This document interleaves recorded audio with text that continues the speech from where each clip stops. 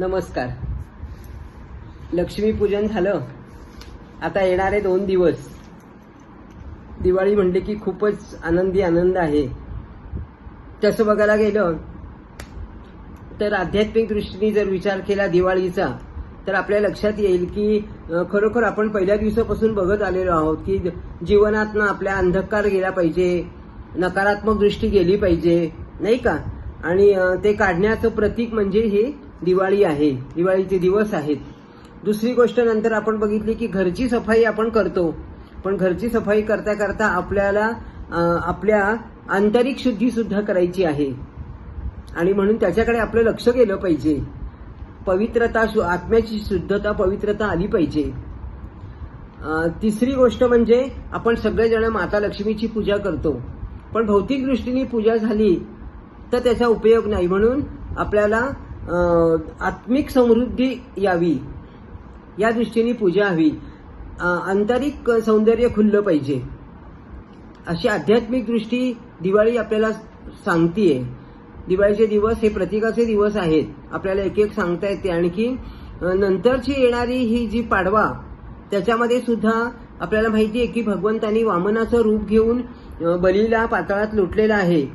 परंतु बलीनी इतकं म्हणजे 4 वर्णाश्रमाचे त्यांनी उद्ध्वस्त करून टाकलेले होते.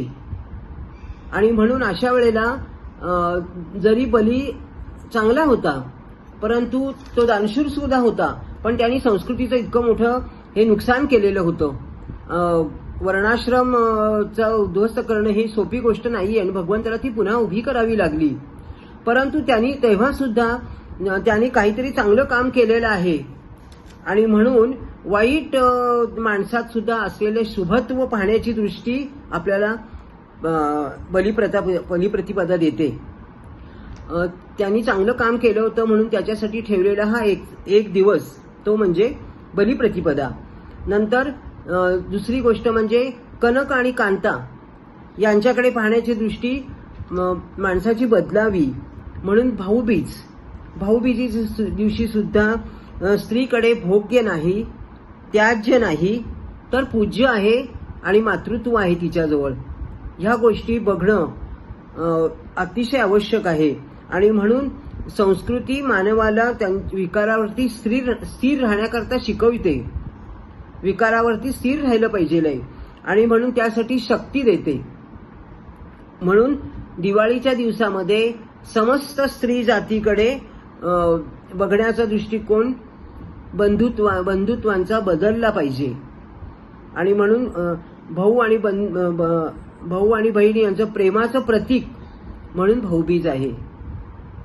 आजच्या जगामध्ये तर ह्या गोष्टीची अतिशय गरज आहे.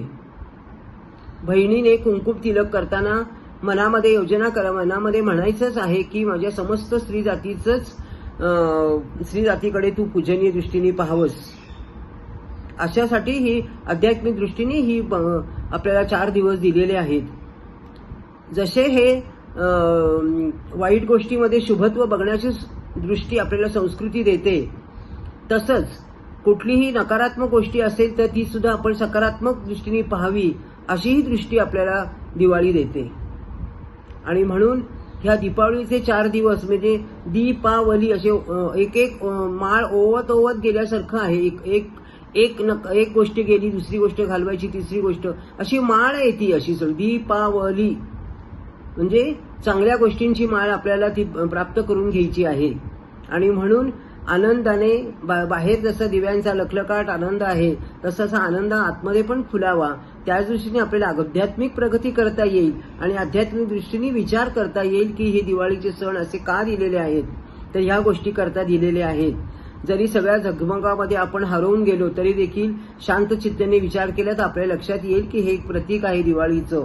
आणि म्हणून या सगळ्या केलेल्या आतापर्यंत पूजनाला आणि दिवाळीच्या सगळ्या दिवसातल्या आनंदाला आपण साजरं करूयात आणि इथे थांबूयात. नमस्कार.